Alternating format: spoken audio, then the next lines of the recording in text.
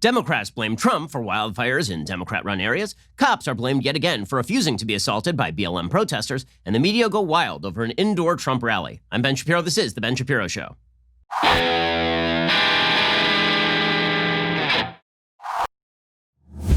Today's Ben Shapiro Show is sponsored by ExpressVPN. Your online activity should not be public. Protect yourself at expressvpn.com/Ben. So this morning, I was driving around my neighborhood in Los Angeles, and I was observing all the sights and sounds of Los Angeles. You know, like the smoke in the sky that obscures the sun so that it feels like you're in an apocalyptic Mad Max movie. You know, the sights of homeless people going through your garbage can, like directly in front of your home. And then a few blocks later, homeless people pissing onto the sidewalks. And the sights and sounds of LA, the things that make LA really, really tremendous. But there's one thing that juxtaposed with all of these things reminds you why LA is such a great city, and that is the lawn signs. See, there is this thing that's happened in LA, probably over the last few years, where people feel the necessity to put out a signal of their own virtue and wonderfulness. It is a symbol of their own dissociation from their evil, terrible, benighted fellow Americans.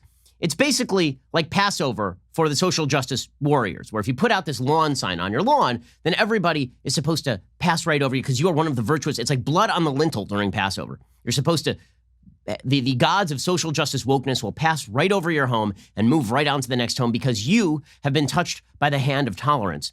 There's this lawn sign, again, I don't know if it's in other cities. In LA, it is extremely, extremely common. I would say that probably every suburban block in LA has 3 or 4 of these on lawns everywhere. And these are not kind of normal political signs that just say which political candidate you support. They are semantically overloaded virtue signaling signs. And what they are truly designed to do is, of course, suggest that you are better than other people. You're better than other people because they are filled with tautologies that don't mean anything unless you're in on the coding, unless you're in on the semantic coding. Now, to remind everybody, semantic overload is a term that means that sometimes a tautology or a term doesn't necessarily mean what it says it means. It can carry a bunch of different meanings. A perfect example of this is, of course, the phrase Black Lives Matter, which can mean 3 separate things. It can mean 1, the inarguable proposition that black people matter and should matter.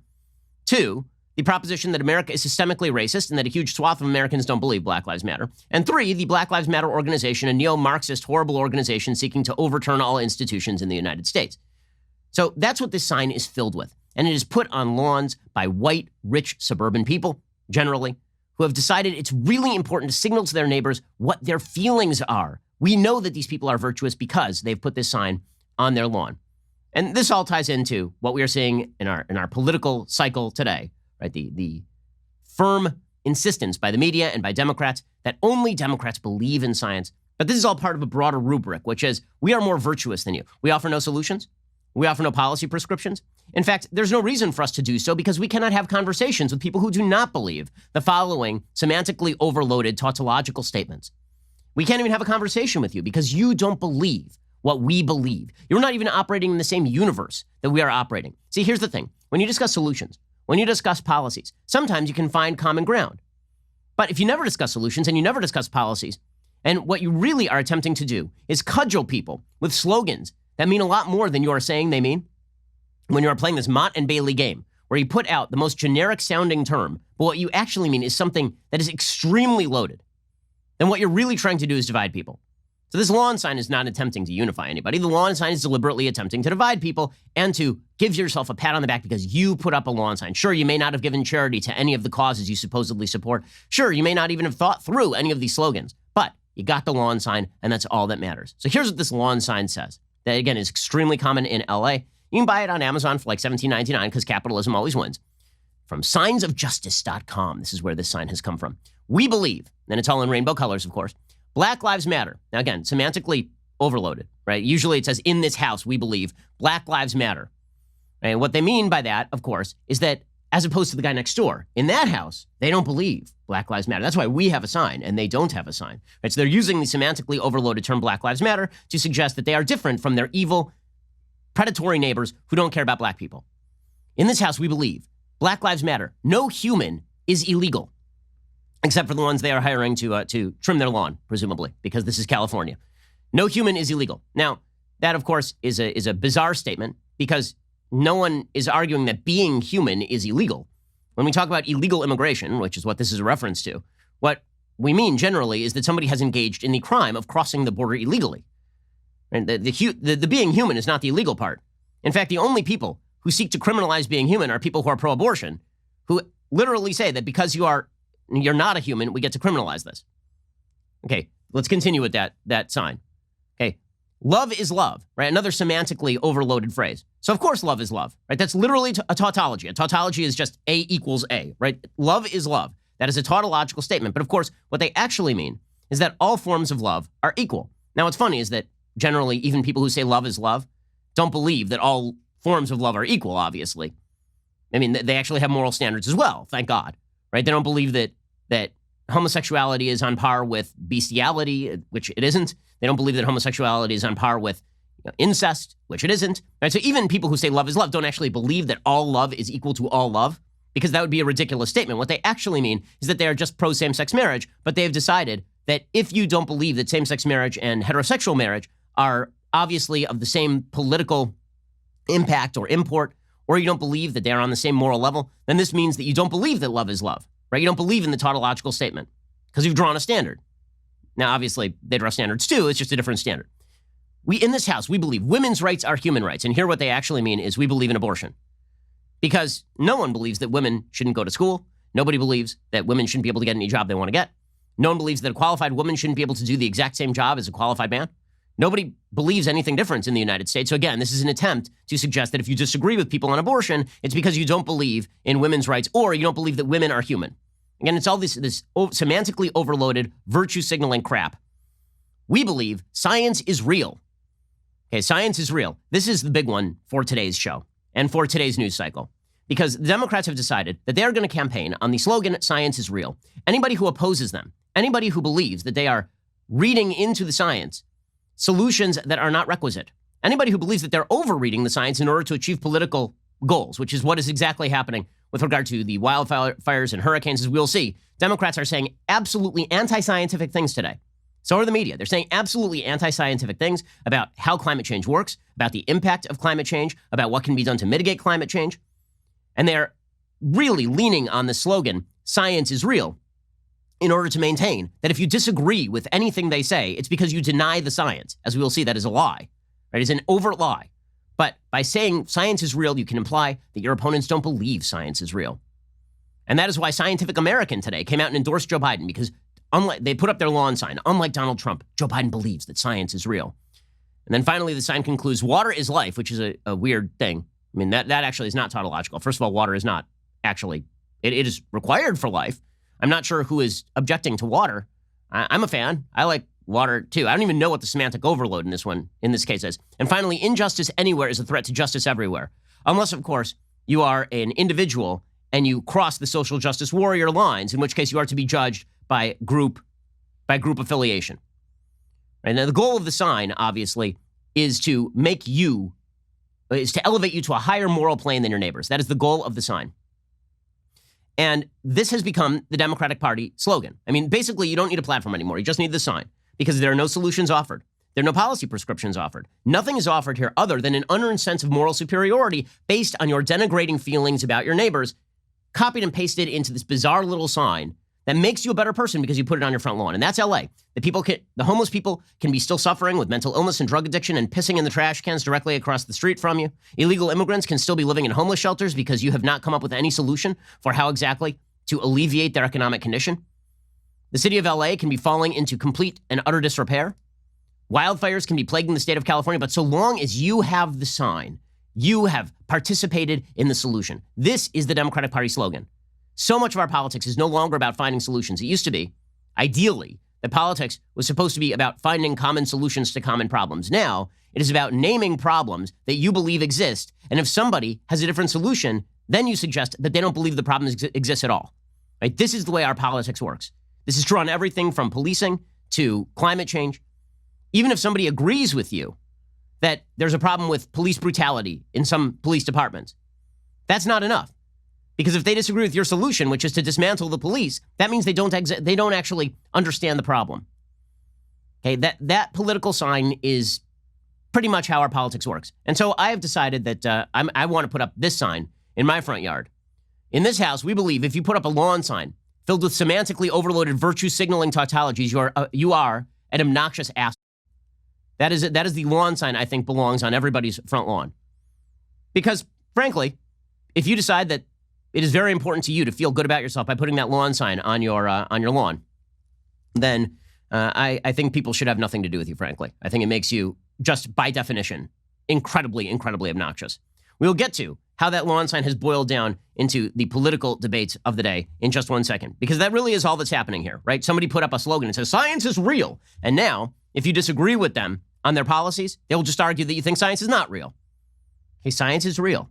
You guys are getting the science wrong. We'll get to that in 1 second. First, let us talk about the fact that it is very important to protect your eyes from the blue light that comes from your favorite devices. My kids are online more for school. I am online more because there's just more news happening. It's an election cycle, and the entire world is entering an apocalyptic period of doom. And that means that I'm spending an awful lot of time in front of screens. Well, the blue light from the screens can keep you awake. It can give you headaches. It can give you eye strain. This is why you need Felix Gray glasses. There are a lot of blue light glasses on the market, but they are not all created equal. You can order online right now. Glasses will ship directly to you with a hard case and lens cloth included. Try them for 30 days risk-free. If your screens aren't easier on the eyes, you send them back for a full refund. They're really, really durable, which means a lot to me since my kids beat up whatever I own. Go to felixgrayglasses.com/Ben for the absolute best quality blue light filtering glasses on the market. That's FELIXGRAY glasses.com/Ben, felixgrayglasses.com/Ben. Shipping and returns totally free at felixgrayglasses.com/Ben. Make sure that you can sleep better. That blue light can really screw you up. And not only that, it'll give you the headaches. You won't feel very good. This is why you need Felix Gray glasses. Go check them out right now. felixgrayglasses.com/Ben. Shipping and returns are utterly and completely free. So go check that out right now. felixgrayglasses.com/Ben. Alrighty, so this is the narrative of the day. The wildfires are raging in California. The air quality out there is horrendous. In fact, California has become such a hellhole that you can't go inside because you might get COVID. And you can't go outside because you might die of smoke inhalation. So basically, we're all just standing in our doorways, which is actually not bad. I mean, if there's an earthquake, I guess we're all okay. That's pretty much all, that's where we can be. We can stand in the doorways. So the wildfires are happening. President Trump visited California yesterday. And while President Trump was in California, he met with Gavin Newsom and some of the first responders and some of the scientific advisors on handling wildfires. And while he was there, President Trump, he said, listen, you can talk about climate change all you want. What this really is about is bad forest management. That happens to be exactly correct. Okay, it happens to be that federal policy has prevented good forest management for a long time in federal territory, and state policy in California has prevented good policy when it comes to wildfires for literally decades. And we'll get to the details on that in just a second. Well, all of this said by President Trump, who sort of downplayed climate change as the factor in wildfires, which, by the way, makes some sense. Okay, here's your choice today, scientifically speaking. You can argue that the wildfire that is raging out of control in California and Oregon is due to climate change. Or you can argue that it is due to bad forest management, or you can argue both. Okay? The latter two options make some sense, right? That it is due to bad forest management, or that it is bad forest management combined with slight uptick in average temperature in places like California over the course of the last century. What you cannot argue with any straight face is that climate change is the actual reason for the wildfires, or for the increase in the territorial spread of the wildfires. You cannot make that case. That case is absurd in the absence of mentioning any of the federal and state policy that has led to the exacerbation of the tinder that is available for these wildfires. It makes no sense at all. According to the Environmental Protection Agency, the average temperature in the state of California over the past century has risen 3 degrees Fahrenheit. Not 15, not 20, 3 degrees Fahrenheit. That makes for some drier brush. But do you think that the massive wildfires that we are seeing today is more a result of a 3-degree Fahrenheit increase over the course of 100 years? Or do you think maybe it has more to do with the fact that federal and state policy have prohibited any sort of controlled burning that would have prevented all of these tindered areas from basically becoming a giant explosive device? And which do you think it is? Well, the Democrats have made their call. So Gavin Newsom meets with President Trump.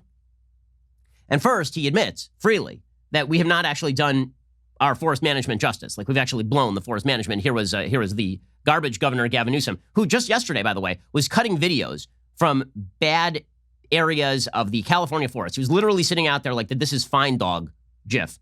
And he's sitting out there with his laptop and with like some paper trying to explain that it was the climate's fault, right? It was the sun's fault. It was carbon emissions' fault. It was not his fault. He's been governor of the state. It's not his fault at all. Well, yesterday, Trump said, your bad forest management had something to do with this. And Newsom was like, well, that's kind of true. There's no question when you look past this decade and looking past almost 1,000+ years that we have not done justice on our forest management. I don't think anyone disputes that. I want to acknowledge we have our U.S. Forest Representative here.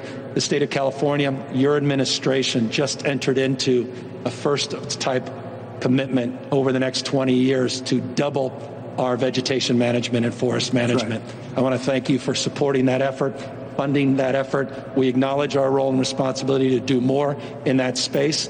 Okay, that should be the end of that conversation right there, is that the state of California can basically focus in on forest management and alleviate this problem over the course of the next few years. That would be the immediate solution to this problem. Instead, Gavin Newsom then turns and lectures Trump on climate change. And this is what the Democrats would like to talk about.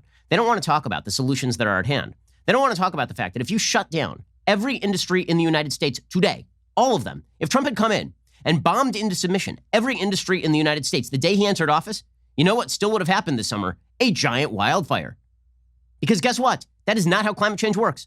If you cut off all carbon emissions today, it would not have made one iota of difference in terms of the wildfire damage that has been done in California as of 2020. In fact, if we ceased all carbon emissions today, like all in the United States, all of them, we would reduce global warming over the course of the next 70 odd years. By 2100, by 2100, we would reduce all global warming across the world if all emissions went to zero today, which is not a thing that's happening. Okay, if that were to happen, we would reduce global warming by, get this, 0.172 degrees Celsius. Not 1.72 degrees, not 17 degrees, 0.172 degrees Celsius by 2100 if we ceased all carbon activities today. Okay, that's which is not even on the table. If we abided by the quote-unquote Paris Agreement, which is Joe Biden's big plan, right, and Barack Obama's big plan, if we did all of that, the estimate is that if all nations did that, if China did it, if India did it, if France did it, if Germany, if all of them did it, abiding by the limits in the Paris Agreement would lower climate change by the end of the century by 0.17 degrees Celsius for all nations, because it turns out that the Paris Agreement gives you a little bit more time than shut down all industry today, and still you would end up with a 0.17 degrees Celsius reduction in the climate increase by 2100. So as we will see, the solutions that are being posited by the Democrats have nothing to do with the reality of the forest fires in California. If you actually want to solve the forest fires in California, you have to do what human beings have historically been extremely good at doing, adapting. You have to create new technologies. You have to take policies that make sense. When it comes to hurricanes, you have to build new seawalls. You have to stop building things directly in the path of hurricanes, right? There are things that we can do that mitigate damage in the immediate term. But Democrats don't want to talk about any of that. The media don't want to talk about any of that. Instead, they just want to say that Trump is a climate denier. Now, you may say to yourself, yes, but that doesn't change any of the policy. Even if Trump denies climate change, that doesn't change anything that's going on right now, right? But according to Democrats, in a paganistic fashion, if Trump were to mouth climate change is the most important thing that has ever happened, then the oceans would begin to slow. The rise of the oceans would begin to slow, like Barack Obama said in his Iowa victory speech back in 2008. If only we would accept that climate change is responsible for every ill, right? We don't have to pose a solution, because there are no actual obvious solutions to what's happening right now, except for the ones that are on the ground. When it comes to climate change, there are no obvious and actual solutions that are available. But if you mouth the words, if you put up that lawn sign just in the universe, then presumably all of this will end. This is the pitch the Democrats are making. That is an anti-scientific pitch. That is a pagan, ridiculous, non-provable, non-verifiable, anti-evidentiary pitch. Okay, so that is the direction in which Gavin Newsom was pushing. So we'll get to Gavin Newsom and his idiocy in just one second. Avoiding responsibility by citing global climate change. We'll get to that in just one second. First, let us talk about the fact that the Second Amendment is really important these days. Why? Well, you got to protect your rights, but you also have to protect yourself. There's a major crime wave happening in cities across the United States.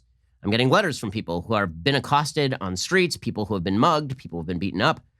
And increasingly, there is the threat that criminals are going to come into your area, right? These are all real concerns. These are not fake concerns. Having a gun to protect yourself is a very, very smart thing to do. And that is why I trust the USCCA, not merely because they can help you get informed about your gun, but also because they'll provide you legal defense in case, God forbid, you have to use your gun correctly in self-defense. That is not a guarantee that the authorities aren't going to come after you anyway, as we have seen repeatedly now.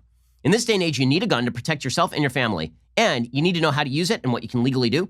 Get your 100% free copy of the complete Concealed Carry and Family Defense Guide from the United States Concealed Carry Association. It is 164 pages. It comes with a bonus audio version so you can listen whenever you want. Just text Shapiro to 87222. You'll get instant access and a chance to win $1,000 so you can buy a gun to protect your family. Text Shapiro to 87222 right now. Again, a chance to win a gun, which is great if you're a law-abiding citizen, and you get instant access to that complete Concealed Carry and Family Defense Guide from the U.S. Concealed Carry Association. They help you with the information you need and the self-defense information and protection you want. Go check them out right now. The USCCA. Just text Shapiro to 87222 to get started, get instant access to that guide, and a chance to win $1,000 so you can buy a gun and to protect your family. Text Shapiro to 87222 right now. Okay, so first, Gavin Newsom admits freely that they've completely botched their forest management, like completely botched it.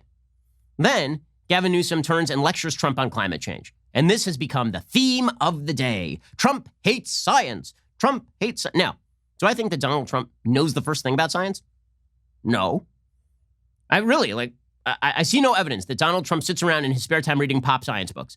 I don't think he subscribes to Scientific American. I don't think that's his thing. But let's say that Trump believed wholeheartedly in the realities and threats of climate change. Would that mean that the wildfires wouldn't have just occurred? No. We had wildfires all throughout the Obama administration. This is not how science works. Science doesn't work by you shouting you believe in it like a religious totem at the top of your lungs, and then the universe leaves you alone. Like you stand in the face of a hurricane, you go, climate change is real! And then the hurricane's like, well, I guess we're done here. I guess I'm just gonna move right out to sea. You said climate change is real. I guess we're finished here. And guess what? All of your idiotic policies about building energy-efficient houses and all of this stuff, it is not calibrated to actually stop climate change. It is not. Okay, the solutions that are put forth by Joe Biden will not alleviate climate change in any serious way by the end of the century.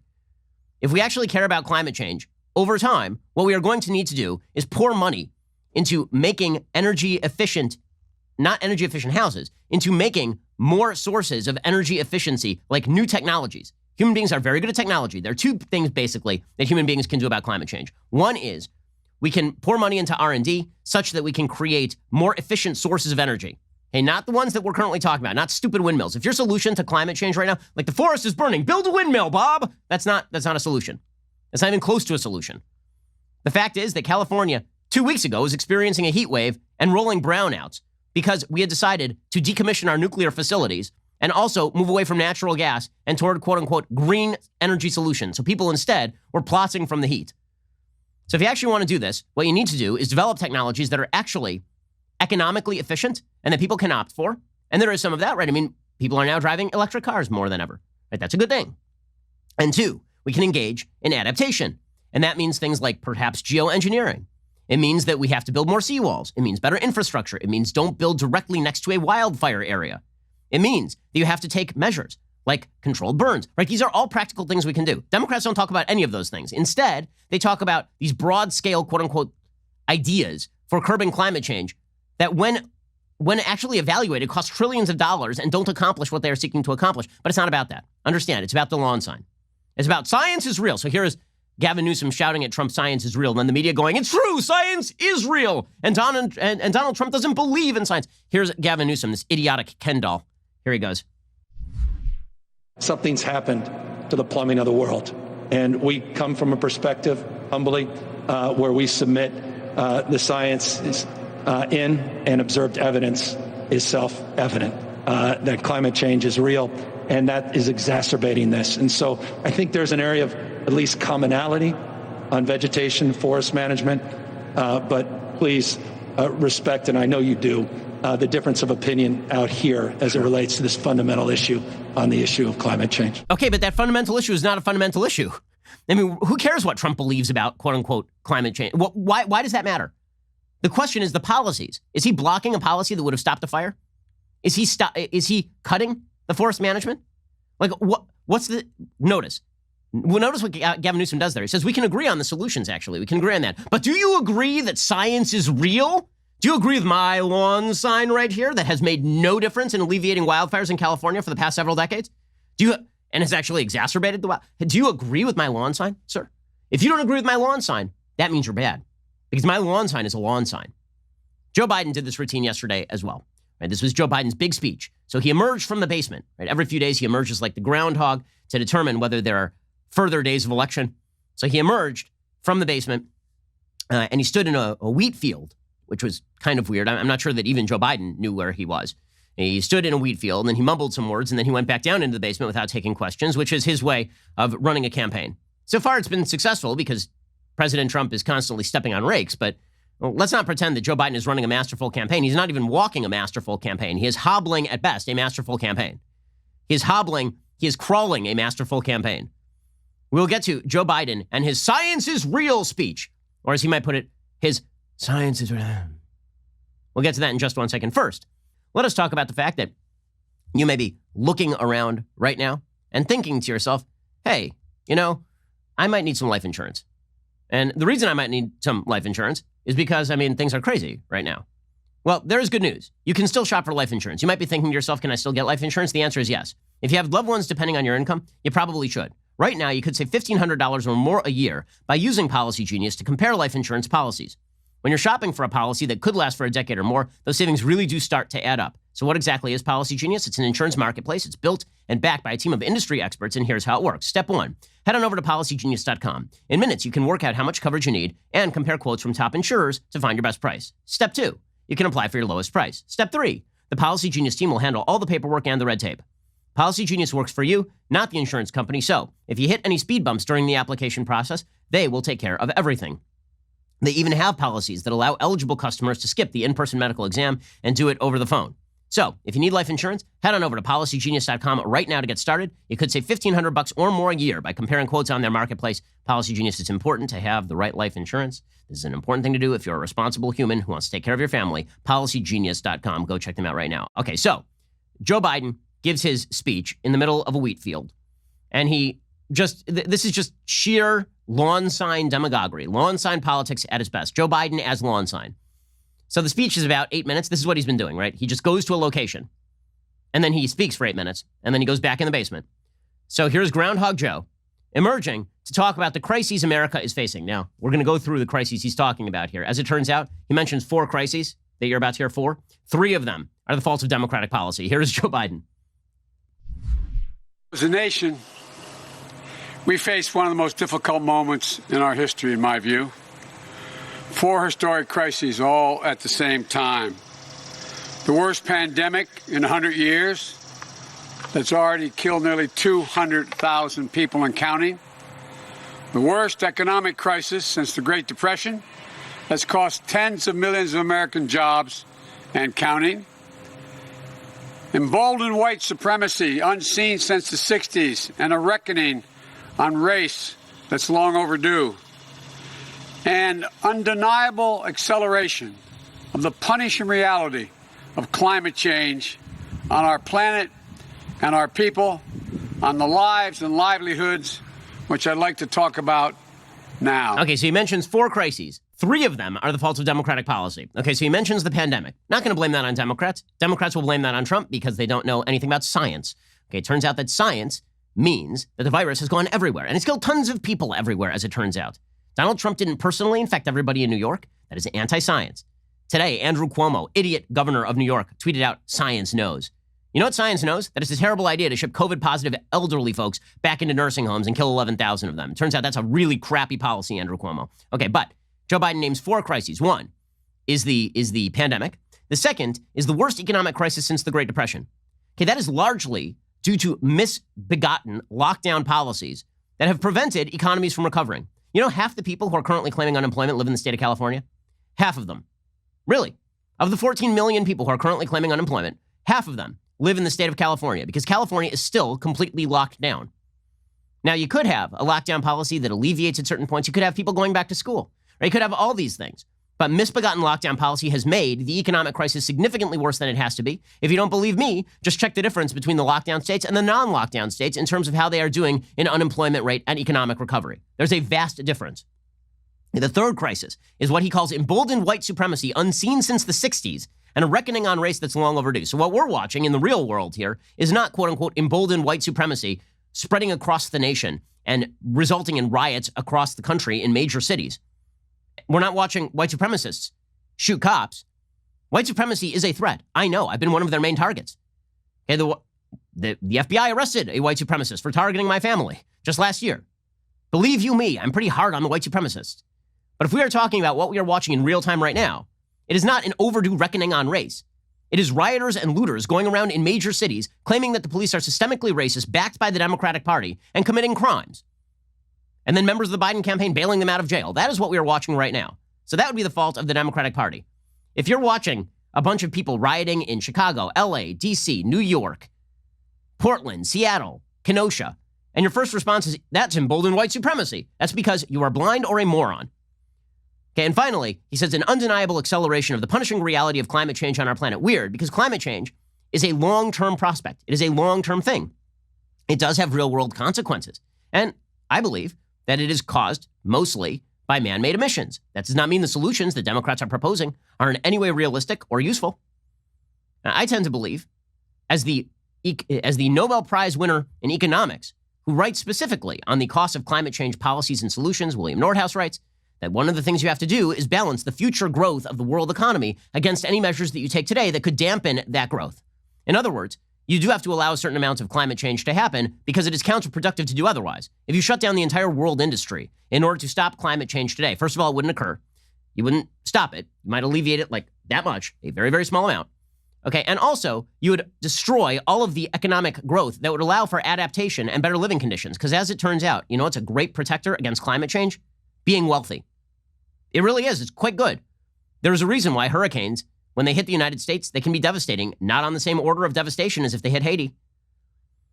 The fact is that living in a corrugated iron shack is much worse in terms of what you can do to fight climate change on a personal level than living in an air-conditioned, climate-controlled house. Wealth is an actual really important thing.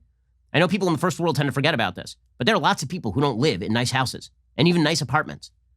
In any case, there are three crises, and when it comes to the impacts of climate change, Democrats have militated against actual adaptive solutions, right? They're shutting down nuclear power plants. They're not allowing for the clear burning of particular areas that would stop wildfires from going so crazy. They're continuing to facilitate the rebuilding in areas that are most liable to be damaged by hurricanes. Like, all of this is bad Democratic policy. So 3 of those 4 crises have been exacerbated by Democratic policies. And then Biden continues, and he talks about wildfires. He says, wildfires don't skip towns, right? Wildfires don't care whether you're a Republican or a Democrat. Okay, that's true. But you know what is also true? You can stop the wildfires from hitting towns if you burn areas in controlled fashion close to populated areas so that they don't eat the towns. Okay, but Democrats won't do any of that.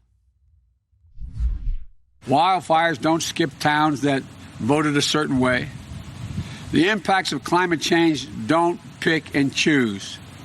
That's because it's not a partisan phenomenon. It's science. And our response should be the same, grounded in science. Science. And if he says science and science over and over, climate change stops, and wildfire management never has to be undertaken. He can just say science. He puts up the lawn sign, and magically everything gets better.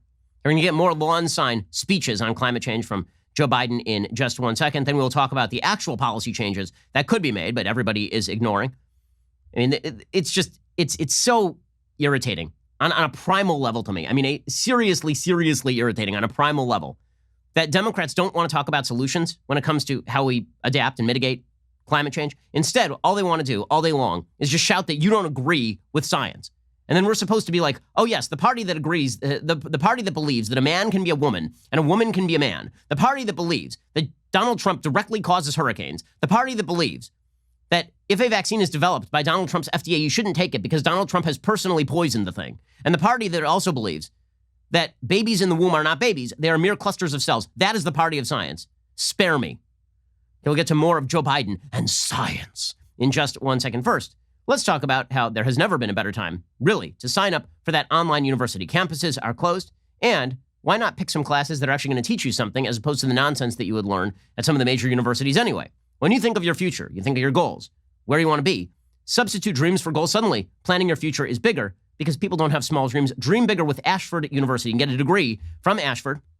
They offer online bachelor's and master's degree programs allowing you to learn on a convenient and flexible schedule. At Ashford, expert faculty teaches you real-world skills from real-world experience in online classes built for life's twists and turns. You can learn from home or wherever you feel comfortable. You can pursue a degree in one of Ashford's 60-plus programs like business administration, healthcare administration, and psychology. With 24/7 access to your classroom, daily support, and financial aid available, Ashford gives you the tools you need to go from dreaming to doing. So stop putting off your education. Now is a great time to learn at home. Go to ashford.edu/Ben. No fee to apply or standardized testing required to enroll. That's ashford.edu/Ben. Make your resume better today. Now's a great time to burnish that resume. ashford.edu/Ben. Not all programs available in all states. ashford.edu/Ben. Go check them out. Alrighty, so tonight, 9 p.m. Eastern, 6 p.m. Pacific, President Trump is taking part in a town hall aired by ABC News. 2 days before Joe Biden's own town hall on CNN, he said he was too busy to do one with ABC News. Daily Wire will be guiding you through this with another special All Access Live. You can watch the town hall with you over at dailywire.com. Tonight at 8:45 p.m. Eastern, 5:45 p.m. Pacific, the execrable Michael Knowles will stream the town hall complete with live commentary. You can watch the stream on dailywire.com, YouTube, or Facebook. You can only interact with Michael, however, if you're an All Access member. So be sure to head on over to dailywire.com, join the live chat with Michael during the town hall, and afterward, finally, we will have the question answered as to whether he is, in fact, the press secretary for Joe Biden. They look exactly the same, and I've never seen both of them in the same place at the same time. Only All Access members get to join these All Access live sessions, where one of the Daily Wire hosts hops on every night to chat with you both in live stream and in the comments. All Access membership also features not one, but 2 Leftist Tears tumblers with your membership, as well as early and sometimes exclusive access to new Daily Wire products. So head on over to dailywire.com/Shapiro right now to get 15% off All Access with coupon code WATCH. That is dailywire.com/Shapiro with coupon code WATCH to get 15% off your membership. Lastly, if you watch this podcast on YouTube, know this. September 28th, it's coming up like right now. It will be moving this podcast from the Daily Wire channel to be available exclusively on my YouTube channel, Ben Shapiro. So you need to go to YouTube and you search Ben Shapiro, and then you find the Ben Shapiro channel and subscribe there. That's the only way you're going to continue to get my podcast and be alerted to it. Get the link in the description below. That's also the easiest way. Right? Literally just look in the description below, pause it right now, click on that link, subscribe. I'm also making a lot of new content you can only find on my channel, so you should go subscribe just to that channel. Subscribe to my YouTube channel, Ben Shapiro. Ring the bell to make sure you never miss out on a new video. You're listening to the largest, fastest growing conservative podcast and radio show in the nation.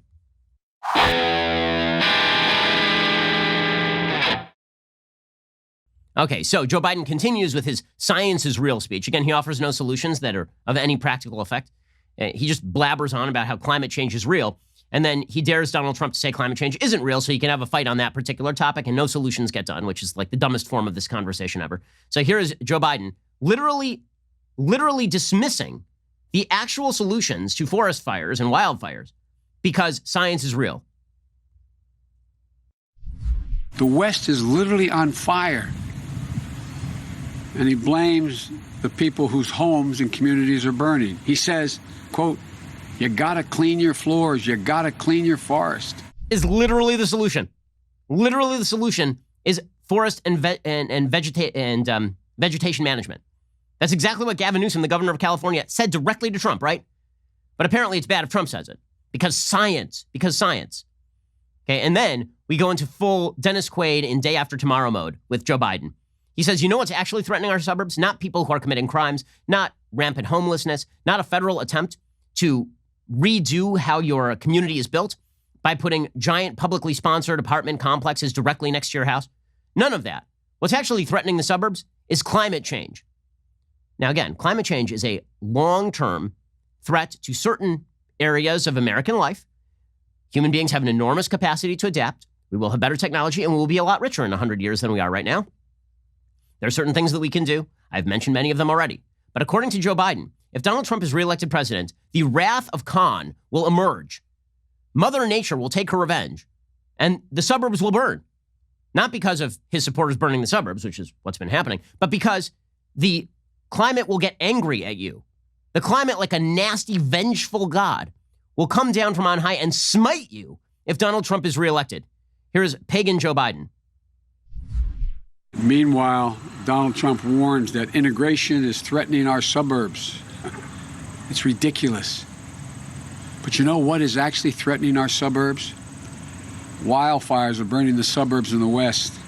Floods are wiping out suburban neighborhoods in the Midwest. Hurricanes are imperiling suburban life along our coast. if we have 4 more years of Trump's climate denial, how many suburbs will be burned in wildfires? How many suburban neighborhoods will have been flooded out? How many suburbs will have been blown away in superstorms? If you give a climate arsonist 4 more years in the White House, why would anyone be surprised if we have more America ablaze? If you give a climate denier 4 more years in the White House, why would anyone be surprised when more of America is underwater? That is not how climate change works. That's seriously not how climate change works. That if Donald Trump is elected for 4 more years, then America will burn and the entire coastline will be under. Like, what in the world is he talking about? Again, if we shut down every industry in the United States today, if all carbon emissions shut down today, if we came and siphoned the gas out of your car today, we would lower the global climate on planet Earth by 0.172 degrees Celsius by 2100. What in the actual F is he talking about, this stupid idiot? But science is real, guys. That pagan crap that he just told you, that if Donald Trump is reelected, then cities will burn and the waters will emerge and swamp your city. Whereas if you elect Joe Biden, then obviously everything changes. Weird, because I was promised the same thing by Barack Obama. That was the moment when the seas we elected him, right? Wasn't that the moment when the seas were going to begin to recede? And then that didn't happen because it turns out that's not the way any of this works. But don't worry, science. And that is Joe Biden's final pitch. Science. We need science. Here is Joe Biden on science. We need a president who respects science, who understands that the damage from climate change is already here. Unless we take urgent action, it will soon be more catastrophic. A president who recognizes, understands, and cares that Americans are dying, which makes President Trump's climate denialism, his disdain for science and facts, all the more unconscionable. I mean, Joe Biden's disdain for articulable English is obvious from that clip, but we need a president. See, it's all about the feelings. It's all about the feelings of science. He's got the lawn sign right there. Science is real. I mean, he's saying it. Why don't you believe him? Science is real. Well, we need a president who's going to say science is real over and over and over. Sure, it won't accomplish anything, but he's got the lawn sign, gang. The lawn sign is all that matters. That's all that matters. The lawn sign. My favorite is then he said that he has concrete, actionable programs. Okay, and this is pretty hilarious. So his plan is that we are going to get to net zero emissions by no later than 2050. By 2050. Okay, again, quick note. Greta Thunberg, who goes around talking about how the adults, they don't believe us. They don't believe that it's urgent. It's so urgent. How happy you think she's going to be with Joe Biden saying that we're going to get to net zero by 2050, which is, last I checked, 30 years from now. Yeah, Joe Biden's going to save the world, guys. Science is real. Good job, Joe. Good, excellent job. By the way, I have a policy that could really stop a lot of wildfires. Here's a policy. It's really easy, actually. It doesn't even have to do with forest management. You ready? Here's the policy. Arrest people who commit arson and then keep them in jail. I mention this policy because here is breaking news from the New York Post. Quote, an Oregon man was charged with using a Molotov cocktail to start a brush blaze in the wildfire-devastated state and then busted again just 6 hours later for allegedly going back and starting 6 more, cops said. Well, weird, because I thought he was arrested the first time, so how did he get out of jail to start 6 more fires? Domingo Lopez, Jr., 45, was first arrested Sunday afternoon after witnesses told cops he started a fire on the grassy edge of a Portland freeway with an incendiary device made out of a plastic bottle with a wick. He admitted starting the blaze, which was extinguished without any injuries or property damage. He was booked into jail at 6:45 p.m. Sunday on charges of reckless burning and second-degree disorderly conduct. Then, because Portland is Portland, he was released on his own recognizance later that night. He was found walking along the edge of the same highway just after 3:30 a.m. Monday as cops joined fire crews to investigate reports of 6 more fires, Portland police said. This time, he appeared to start the fires with a lighter, which was seized as evidence. Luckily, all the fires were caught early. No one was injured. No structures were burned, said the police. So, I mean, here's a good way to stop some of these fires, is to keep people in jail who commit arson. Also, you know, it'd be a great way to stop fires? To mitigate the homeless problem in the state of California. I had a kind of evening dinner with some firefighters out here in LA in the last couple of weeks. And they were saying to me that half of the fire calls they get are homeless people setting fires, either accidentally or on purpose. So good news is that California has decided to basically look the other way on the homeless problem. Other things that we could do to prevent all of these wildfires from getting worse. Here are a few other things that we could do. We could mitigate some of the federal regulations governing all of this. Reason Magazine says The regulatory requirements one must meet before starting a controlled burn are complex and lengthy. We need more controlled burns because otherwise you just basically have these giant tinderboxes. Especially since the 1960s, efforts to extinguish all fires, even natural low-impact forest fires that serve as nature's equivalent of a controlled burn, have made forests more susceptible to larger fires and have made controlled burns more and more necessary. According to Jonathan Wood, attorney with the Pacific Legal Foundation, adjunct fellow with the Property and Environment Research Center, the National Environmental Policy Act requires, quote, a couple thousand-page document analyzing every single conceivable impacts to the environment that a controlled burn plan might have. This is a public process that often results in litigation. What you'll often find, says Wood, is that there are projects which have been extremely well vetted, that have been years in the work. There'll be a 5,000-page document no one could conceivably read because it's so long and complicated. Then the project will be put on hold because some special interest group filed a lawsuit. From 1999 to 2017, an average of 13,000 acres of California were subjected to controlled burns every year. In February 2020, Nature Sustainability, it's a magazine, published a report arguing California needs to burn 20 million acres of forest in order to restore forest health. So they burned 13,000 acres a year in California from 1999 to 2017. We now need to burn 20 million acres of forest. That's the fault of climate change, not bad policy. Also, the Clean Air Act of 1990 creates an obstacle because the law treats the smoke from a controlled prescribed burn as a pollutant that has to be analyzed. They don't do the same from a wildfire. We can see the smoke right now from the wildfire. And this goes back decades. President Clinton, in his closing days in office, January 5th, 2001, New York Times, in the biggest land conservation act in decades, President Clinton will approve an order on Friday putting nearly a third of the national forest land permanently off limits to road building and logging. So the idea there is that people were clear cutting and not replacing the trees. That's not true. But if you don't get rid of old wood, one of the things that happens is that it tends to burn. Okay, Joe Biden continues, however, to shout science is real. So that means he's good. Right? That we know he's good. It doesn't matter that this is very much a political problem.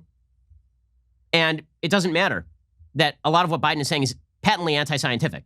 The increased amount of damage from hurricanes, for example, is not due to the increased activity of hurricanes. There has been no increase in number of hurricanes. And there has been an increase in some cases of the intensity of hurricanes, perhaps because of warm water layers at the top of the ocean.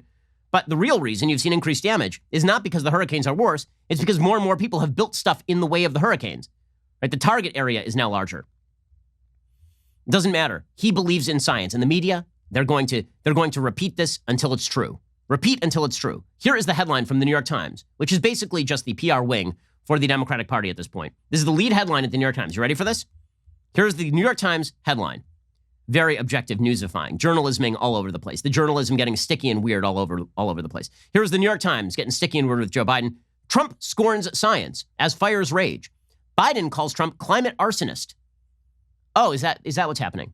Trump scorns science is the big story. Not California's forest mismanagement causes massive wildfires. Not every blue state on the coast has botched this thing. They're all blue states, by the way. Ain't no red states on the west coast of the United States. Not climate change has mildly exacerbated what is really a forest management problem, which is a far more accurate statement again. The climate in California has warmed a grand total of 3 degrees Fahrenheit over the past 100 years, according to the EPA. Nope. The headline is Trump scorns science. They've got the bumper sticker, don't they? And now Scientific American is putting out its own endorsement of Joe Biden. They've never backed a presidential candidate in 175 years. But now, because all things must be political, Scientific American is going to be political too. Scientific American has issued an endorsement because science. What is their very sciencey case for why Joe Biden ought to be president? The evidence and the science, says Scientific American, show that Donald Trump has badly damaged the U.S. and its people because he rejects evidence and science. The most devastating example is his dishonest and inept response to the COVID-19 pandemic, which has cost more than 190,000 Americans their lives by the middle of September. He has also attacked environmental protections, medical care, and the researchers and public science agencies that help this country prepare for its greatest challenges. That is why we urge you to vote for Joe Biden, who is offering fact-based plans to protect our health, our economy, and our environment. He has literally offered no COVID plan that differs in any way from the Trump administration plan. He has done nothing to protect the economy. He's calling for renewed lockdowns, which destroy the economy. And as far as the environment, he shouts climate is real and then endorses ridiculous Green New Deals that are never going to be implemented. By the way, you know what's anti-science? Claiming that Donald Trump is responsible for the 190,000 American deaths from COVID. That is anti-science. If it's really the politicians who are responsible for the deaths, then I look forward to Scientific American endorsing Andrew Cuomo's opponent in New York. The fact that Scientific American is now doing this routine, it is pretty impressive stuff. Really, really simplistic, anti-evidence, absurd. Again, they're now blaming the governors in Florida, Arizona, and Texas for resisting complete lockdowns. They're saying science dictates the lockdown. Science does not dictate the lockdowns. Again, the lockdowns were meant to mitigate the infection rate so that they didn't overwhelm the hospital system. They were never meant as a way to crush the virus. It has not crushed the virus anywhere. We're seeing upticks in Europe, every single country, except for, wait for it, Sweden. Why? Because they didn't lock down. Yeah, but don't worry. The Scientific Americans have their endorsement. Super scientific. Really, really scientific stuff. It's just ridiculous. But, again, the narrative is out there, and the narrative is all you have to do is say science is real, and it doesn't matter how bad you are at your job. This is why the New York Times has a massive interview with Jerry Brown. Jerry Brown was governor of the state of California from both 1975 to 1983 and 2011 to 2019. What did he do to mitigate the wildfires? Oh, that's right, nothing. Zero things. But don't worry, he says climate change is real. So the New York Times gives him the tongue-slathering treatment in their pages. And by the way, I do love this. This is pretty spectacular. So he says, you might say, we are getting out of here. We're going someplace else if you're a Californian.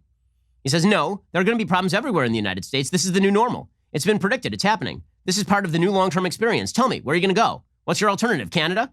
You're going to go to places like Iowa where you have tornadoes? Well, no. People are fleeing California because of mismanagement. They are leaving California because this place is run like crap.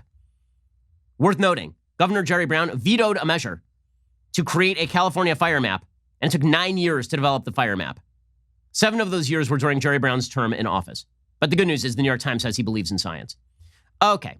Meanwhile, we are watching as the cops are blamed for literally every bad thing in America by the Democratic left and the press, which is always exciting news. According to the Chicago Police Superintendent, Emily Zanotti, reporting over at Daily Wire, attacks on officers are up 5 times over previous years. Last week, 72 people were shot and wounded in Chicago. 18 people were killed. That's a slight increase over 2019. Overall, though, murders and shootings are each up 52% over the last year, according to the Chicago Police Department's official statistics. And attacks on police officers are up 5 times over previous years amid a spike in shootings that has left the city reeling.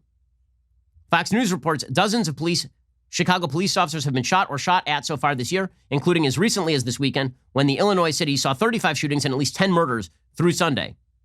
Of the 65 Chicago police officers who have been shot at, 10 have been struck, according to the Chicago police superintendent, who is, in fact, a black man, David O. Brown. He said that during Monday morning's press conference. He says this is not a comparable year. This is 5 times any previous year that anyone can recall in the city.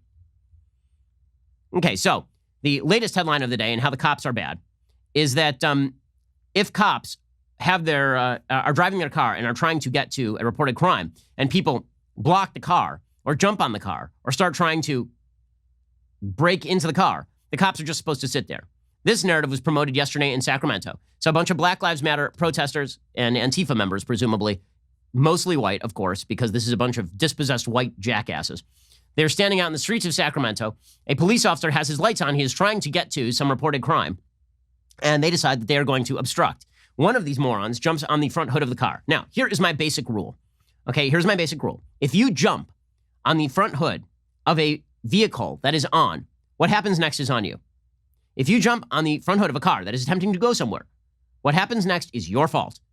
I feel like this should be relatively uncontroversial. The fact that it is controversial means that you just expect police officers to basically just be field test dummies. Right? They're crash test dummies from the old commercials. They're supposed to just absorb all the blows and never defend themselves and never get out of harm's way. And so here is what happens. An idiot jumps on the front of a cop car, and the cop decides that he is not, in fact, going to sit around and have his car broken into and abused, and he is not going to be put at threat. And so he drives off, and boom, we will catch you later, gang. And then people start screaming and oh my God, what's happened? What's happened? Oh no, it's so terrible. Okay, it's not so terrible. That's not terrible. End of story. I have nothing else to say on that. That cop didn't do anything wrong. The cops are trying to go somewhere to answer a crime. You surround the cop cars. And by the way, this is the day after, or 2 days after, 2 cops were nearly murdered in an assassination attempt in Compton when someone walked up to the driver's side window or to the passenger side window and shot 2 of the cops directly in the head. Okay, so if I'm that cop, I'm keeping on going too, and you should too. We've seen this over and over, by the way. This has been happening at BLM protests for months. That there will be civilians, not just cops, civilians who are attempting to get through an area. And then BLM protesters will surround the car and start pounding on the car, and people will hit the gas to get the hell out of there because they're afraid of what's going to happen. And then the BLM protesters in the media are like, how could somebody do that? If you jump in front of a moving vehicle, that's your fault.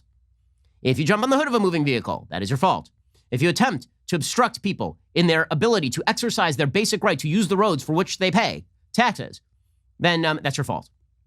So cops are always expected to absorb all forms of harm, which is why, by the way, you have seen the BLM movement riot over cases in which the cop obviously exercised self-defense, in which the suspect was coming at them with a knife, right? That's what happened in Lancaster, Pennsylvania. There was a riot in Lancaster after a cop shot a man who was charging him with a knife. And cops are not crash test dummies. Cops are human beings who stand between you and the worst that America has to offer. And meanwhile, I am enjoying the full-scale media defenses now. So the media have to somehow come up with a defense for the fact that so many of these protests have turned violent, they've turned into looting. And so it's turned into a right-wing myth, right? This is the way it is. Conservatives pounce. Every time a BLM protest turns into rioting and looting, or anytime people from BLM are literally on tape attempting to break into a hospital or obstruct an ambulance, or are shouting in glee when cops get shot, then we have to pretend that they are completely unassociated with the BLM movement. If you ever doubt media bias, just think about the idea that if there were ever a Tea Party, one Tea Party event, where one person had gotten hurt, okay, a Tea Party event, where a person had gotten hurt, the media would immediately impute that not only to the entire Tea Party, but to every Republican legislator in America. We had an entire movement in the early Obama administration called Occupy Wall Street, where people were sitting in parks and people were getting raped in parks and crime was taking place. And the media was like, yes, but their cause is just. We saw in the last couple of months an independent republic of Chaz Chop set up in the middle of Seattle. And the media were like, it's like a street fair, until two people got shot to death and the cops were barred from coming in. And so now Don Lemon is doing the heavy lifting. He says, how can you conflate this police ambush that happened in LA with the protests? I'm not conflating it with the protests. Most of the protesters are not murderers. Most of the protesters that I've seen, because there were some 15 million of them, are not rioters and looters. In fact, I think most of the protesters don't even understand what the hell they are protesting for or against. I think they just think that they're protesting and saying racism is bad, which, okay, sure, racism, of course, is bad. But like in the classical definition, not in the Ibram X. Kendi, tear down the system definition. Okay, but Don Lemon, because he has to come up with a reason why the protests keep randomly devolving into bad things, he has to say, this is a Republicans pounce case. Here's Don Lemon being very Republicans pouncy. I think we should be very clear, because I hear people conflating it to the protests, or that we don't know that yet. We don't know that. But what we do know is something horrible happened, and there should be no excuse made for it. And I hope these officers get better. My heart and my thoughts go out to their families and also to the members of the department. But there's no excuse for that kind of violence. Okay, so we have no evidence that it's conflated with the protests. Weird, because you will conflate every single bad thing that happens in the United States with something Donald Trump said. Strange. And then ABC's Sunny Hostin on The View, a repository of all human stupidity. She says that the BLM protest movement is being violent. That's a false narrative. It's a false narrative. Okay, according to a widespread study of all of the BLM protests across the country, some 7% of them dissolved into violence and rioting and looting, which is like 500 different events evolving into violence and rioting and looting. Here's Sunny Hostin. It's all a myth. Never happened. According to a new Fox News poll, more voters classify BLM unrest as riots rather than protests. And that is scary, because that's feeding into this narrative that the Trump campaign has been putting out there. And if you really look at the facts, 93% of protests are non-violent. And so this is manufactured by the Trump campaign. And I just wish that people understood that and knew that and just looked up the real facts about protests in this country. Okay, on the table in front of me, thought experiment. On the table in front of me are 100 glasses of lemonade. 93% of them have no poison in them. Does this seem like a good deal to you? You going to take a drink? How do you feel about that? Also, what if some of those glasses of lemonade turned into glasses of lemonade with poison in them? Would you take a drink? Because you don't know which is which. This is just, it's such absurdity. The media's willingness to overlook the actual violence and rioting and looting. They did the same thing in 2016 when BLM had this moment again in 2016, and 6 Dallas police officers were murdered in Dallas by a BLM member, a self-proclaimed BLM member. And it was like, well, he has nothing to do with the protests. Okay, well, you can distinguish the rioters and the protests and looters by identifying the crime. But if you're talking about the underlying ideology and what it pushes, you got a problem. Well, I guess we're not going to hear about incendiary rhetoric. Also, on CNN, we're not going to hear about incendiary rhetoric. Here is a retired LA Police Department sergeant named Cheryl Dorsey appearing as a CNN guest and literally making excuses. I mean, this is amazing. There's a guest on CNN making excuses for the attempted assassination of 2 police officers in California. My first reaction was sadness because, listen, there's a lot of chatter on social media about an eye for an eye. We know that there are reports of internal gangs within the Compton Sheriff Department, particularly. They refer to themselves as the executioner. And so I wondered aloud if this wasn't maybe retaliation for the failure to hold officers accountable, not only in the Compton Sheriff's Department, but nationally, when we see instances of officers using deadly force as a first resort rather than a last resort. You know, it's bad that it happened, but maybe it was just retaliation for lack of accountability. Okay, that is a full-on justification of violence against police officers. Don't tell me that there's an ideological separation when I'm not seeing the ideological separation. I'm not. If you want to say that violence against police officers is bad, how about this? How about you stop making the argument that the police are systemically racist without any evidence or any possible solutions or any policies that have to be changed? But they won't do that because the cops are, in fact, always bad. In fact, they're so bad that they should basically sit there while they are abused or while people charge them with knives or while people jump on the hoods of their cars and attempt to assault them. Really, the cops should basically just absorb it because that's what they're there to do, aren't they? Okay, well, we've run out of time on today's podcast. But later on today, we'll be here for 2 additional hours. We'll discuss President Trump's rally that he held in Nevada. Now, 2 things can be true at once. That it is a bad idea to hold a giant indoor rally in the middle of a COVID pandemic. And 2, that the Nevada governor really has no leg to stand on because all the casinos are open in Nevada. So those 2 things can both be true. We'll get to that a little bit later on today. Plus, we'll get to universities going full woke. Apparently, the Columbia Marching Band, I'm not kidding you. The Columbia Marching Band they decided to dissolve because of their institutional racism. The marching band, probably because of those French horns. The French. We'll get to that a little bit later on. Otherwise, we'll see you here tomorrow. I'm Ben Shapiro. This is the Ben Shapiro Show. The Ben Shapiro Show is produced by Colton Haas. Our technical director is Austin Stevens. Executive producer Jeremy Boring. Our supervising producers are Mathis Glover and Robert Sterling. Assistant director Pavel Wydowski. Our associate producer is Nick Sheehan. The show is edited by Adam Sayevitz. Audio mixed by Mike Coromina. Hair and makeup is by Nika Geneva.